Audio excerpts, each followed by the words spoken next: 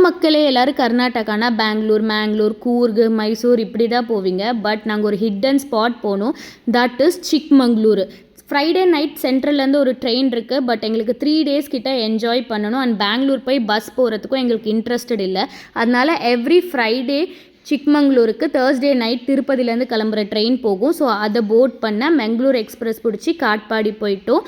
அங்கே ஒரு 11 o'clock அப்படி போயிட்டு 11:15க்கு எங்கள் ட்ரெயின் ஏறிட்டோம். கம்ஃபர்டபுளான ஜேர்னி தான், சூப்பரான ட்ரிப் கொடுக்கும்.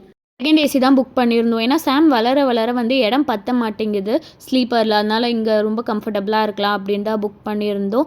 அண்ட் அவ்வளோ ஹாப்பியாக கம்ஃபர்டபுளாக தூங்கிட்டு வந்ததால் எங்களுக்குமே ஜேர்னி பீஸ்ஃபுல்லாக இருந்தது.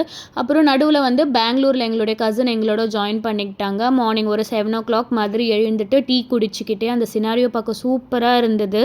ரொம்ப காமாக பீஸ்ஃபுல்லாக கண்ட்ரி சைட் ஆஃப் கர்நாடகா பார்த்த மாதிரி இருந்தது. எஸ்பெஷலி நிறைய மயில் பார்த்தோம்.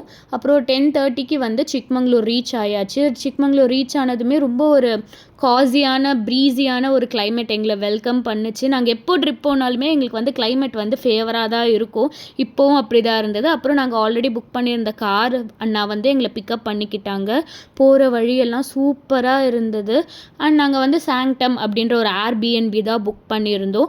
Double bedroom Airbnb. ரொம்ப கம்ஃபர்டபுளாக ஸ்டே இருக்கணும் 2 days அப்படின்றதுக்காக. அங்கே வந்து 2 ரூம்லேயுமே ஏசி, நீட்டான ரெஸ்ட் ரூம், சோஃபா, லான் எல்லாமே இருந்தது. அண்ட் மார்னிங் பிரேக்ஃபாஸ்ட் வந்து நாங்கள் பக்கத்துலேயே ஸ்விக்கியில் ஒரு ஹோட்டலில் ஆர்டர் பண்ணி சாப்பிட்டுட்டு ரெஃப்ரெஷ் ஆகலான்ட்டு ஒரு 1 hour கிட்ட தூங்கியாச்சு. தூங்கி எழுந்துட்டு எல்லாம் செட் ஆகிட்டு அப்புறம் வந்து நாங்கள் ரெஃப்ரெஷ் ஆக ஆரம்பிச்சிட்டோம்.